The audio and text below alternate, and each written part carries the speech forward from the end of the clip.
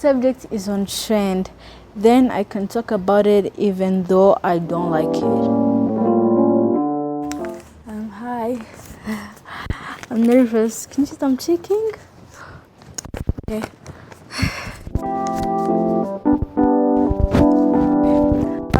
The lights are too much. Is this my con? Hello. Okay. Okay, guys. I appreciate you. I appreciate to have you here. So today we're going to talk about Afrobeat versus Amapiano. Yeah. Thank you. Hi guys, welcome to the second episode of the public speaking series, where today we're going to learn about effective speech delivery, how to effectively give your speech. First things first, we're going to learn how to develop your message. On how to develop your message, you have to ask yourself this question: what is the aim of my speech? Is my speech aimed to persuade? Is my speech aimed to inform? Or is my speech aimed to entertain? After you figured what type of aim does your speech have, it's going to be easy to actually prepare it. And now you have to choose your topic. But how do you choose your topic? You look at, first things first, the interest. Your interest and the audience's interest. Because again, talking about something that the audience likes but you don't is also not that good. So look at both your interests. Now scan the audience. We talked about this in the first episode. Look at your audience. Be like, okay, what does my audience like and what does my audience not like? How can I engage them? How can I make them laugh if it is an entertaining speech? How can I make them look like they're actually listening to what I'm saying instead of dozing off? And research the trends. Look at what is trending at the moment. What is some of the things I can say that are actually trending where people can relate, because everybody lives on social media. So basically, what can I do so that these people can actually be like, oh yeah, she's caught up, she knows us, If the subject is on trend, then I can talk about it even though I don't like it. Well, sometimes you might think that if the audience likes it, then if we are not that interested, we can't talk about it. You might as well as be good at persuading people to something. You might be good at adapting to a subject, but personally, I think that you should talk about something that you're interested in too. Because yes, you can talk about it and actually look like you know the subject, but it won't be the real authentic you. Remember, that is trying to be perfect, and that is one of the habits we say that you should drop in order to speak confidently. So if you want to speak more confidently, look like you actually know the subject, talk about something that you like. Now we have to identify the key messages or the key points that are going to be in your speech. How do you do this? We have to draft all our points. If we have like 5 points, then let us draft them and actually support them with some details.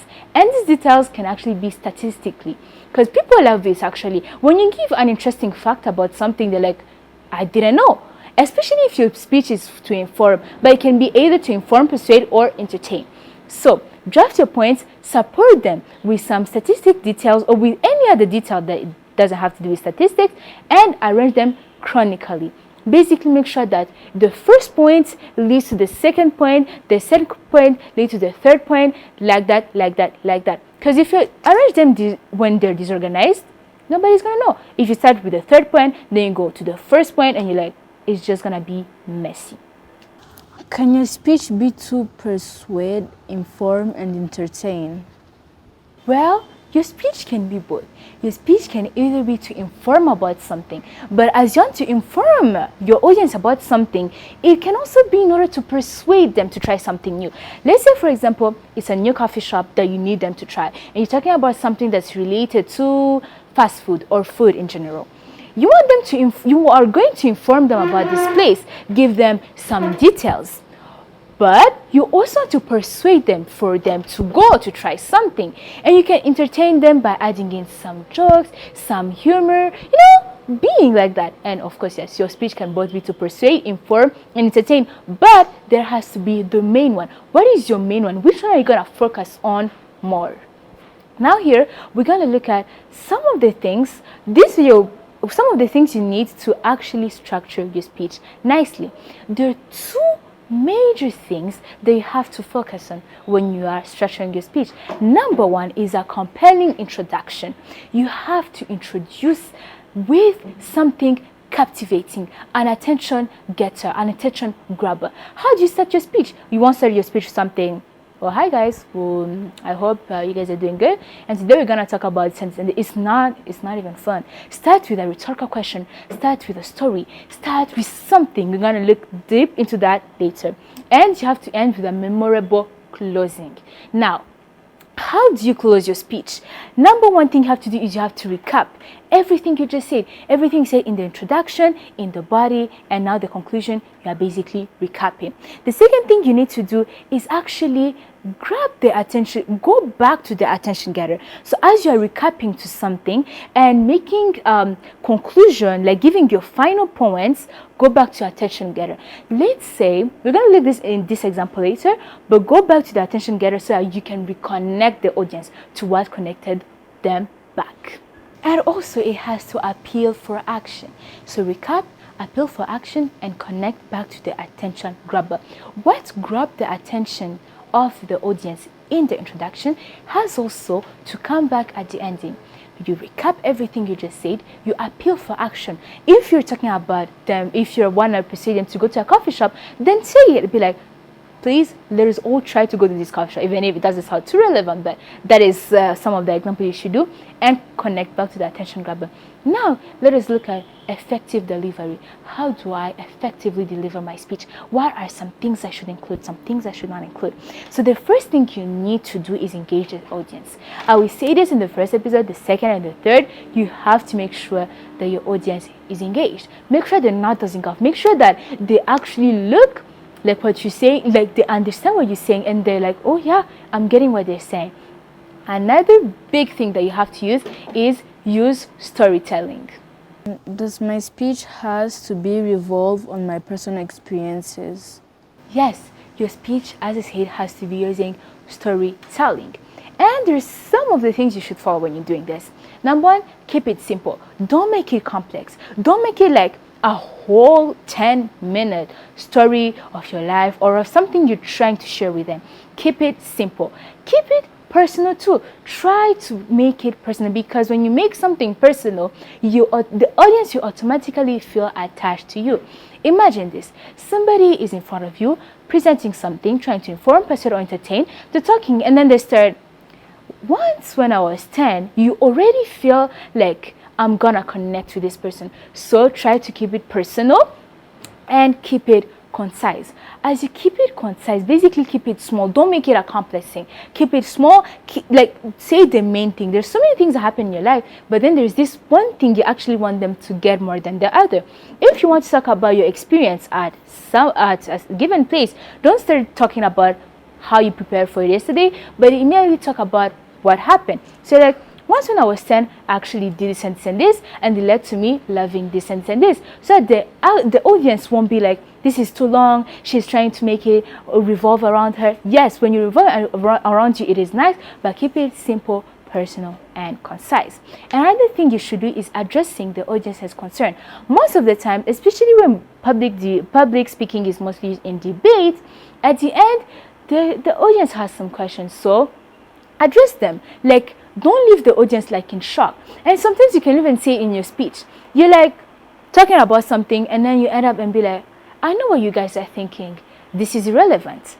That is a phrase you can use to actually address some of the concern that the audience has. You can also do it at the end of your speech when the audience is connecting with you. They're asking you questions, so you have to answer them. And while you're answering them, be direct. Don't beat around the bush. Don't say too many things. If they're asking you, when was this? You say it. Why is this? You say it directly. This is going to make you look like real professional, like you know something. But also, don't be rushing and not look too serious. Like they're saying you, when did this happen here, and that's it. Like, be direct, yes, but also be friendly and look as if you're engaging your audience.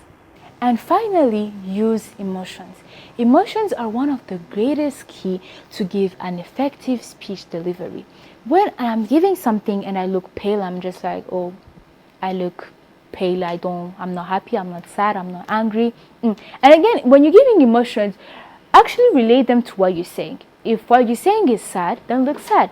If what you're saying can actually look like you're angry, look angry, but don't like look really angry. Like you say, it actually made me angry. You look like you're angry, because when you use emotions, your audience can tell that, wow, this person actually knows how to tell a story. This person can actually engage us, and it's funny, it is serious, it is like this, like that, like that. Now let us look at what the body language and the verbal delivery. Number one is practice articulation. Practicing articulation makes me nervous. Should I stop? Well, as articulations might be nervous, it makes you also sound confident and fluent. Because when you're actually talking and you sound really fluent, like your articulations are perfect, then it's actually gonna be like, this person knows what she's talking about, this person is good, this person is fluent in the language, and I'm just more excited to listen to her. Use appropriate pacing, use vocal varieties, basically like the pitch, the vocal variety. Sometimes I might be talking in a high tone, I'm like, oh my, did you know that this happened to me? But when I'm talking again, I'm like, this happened to me, and then like I kind of went down, but it was like this, like this. Use vocal varieties. It actually makes your audience think this person is my friend. They're actually telling me something that I should follow. Because how do you talk to your friend? You guys use vocal varieties, and you don't know that. When you're excited, you're actually screaming, and then you go down again, you're in the middle again, and then you go up again. So basically, use vocal varieties. Don't make them too messy though, but kind of, use them nicely, and use vocal pauses. Vocal pauses are the best, and these actually makes you look like, it makes you look confident and fluent too. When I'm saying something, I can pause a rhetorical question, and I can like, you guys, you ever sit and wonder what you did all day except scroll on TikTok? Yeah, it happens. You see that pause? That pause is actually like, wow, it makes you look confident and actually like you're speaking confidently. Now here, as you're learning effective speech delivery, I'm gonna give you one of the best and the worst speech openers, like the way you can start your speech. There are different ways on how you can start your speech, but here I'm gonna be giving you the worst and the best way you can start. And one day if you give a speech, well, you can use this also. Never mention anything technical. Some people use this because they think, oh, it might create a funny humor, and sometimes yes, it does, as long as you actually really don't mean it. But again, mentioning anything technical just gonna make the audience look for that thing technical and be like, is the mic still on? Is something still on? Never mention how nervous you are. This makes the audience in the speech you're gonna be delivering looking for what you say you're nervous of. You can come and be like, oh, I'm shaking, no. Can you see if I'm shaking? As we just saw. And the audience throughout the whole speech, they're gonna be seeing if, oh, is this person really shaking? Like, is she still shaking? Is she still nervous? Like, is this something they have forced him or her to do? And the last thing that you should not do when you're opening your speech is actually be moving a lot. Because this is one of the worst speech openers, is when basically you come and have nothing to say and be like, you stand and wait for the audience to look at you, and you look at the audience as if, well, I'm nervous, I don't know what to say, and you keep reading and then you keep coming back. That is not what you should do. Now let's look at one of the best speech openers that you can give. Never give a half-hearted opinion. So basically this means that when you come to the stage and you, as we just saw, you're like, thank you for the intro. Hi guys, I'm happy to be here. Today I'm going to be talking about, that is half-hearted, and it doesn't actually engage you with it. It makes you sound nervous and like you can't wait to finish. So don't do this. But instead, use these best speech openers. As you saw, use a story. How can you see using a story? You can say, once upon a time, did you know that one day I was like this, like that. Start with a story to engage your audience, to actually make your audience already feel like, I know, I can relate to this. Because when somebody relates to you, they're already engaging with you. Another thing that you can use is use your big idea. So this simply means not making them wait. Not making them wait, like, using a rhetorical question, asking them something. Use a story, just tell here. You're here for one reason, and it is to know more about social media. You start with something that directly connects it to what you're gonna talk about. This is also so good because it shows your audience that this person has something to give us. They want to inform us of something or persuade us on something. And another thing that you can use, which is actually funny, is use a quirky one-liner. Basically, this creates a humorous effect. When you start with something that sounds quirky, you can start to be like, hello, I am a retired big boss. If you start like that, it can sound good. Don't start exactly with that phrase. We're going to look on the phrase you can use, but also start like that. And that is how you can effectively deliver your speech. And in the third episode, we're going to deep dive into this speech.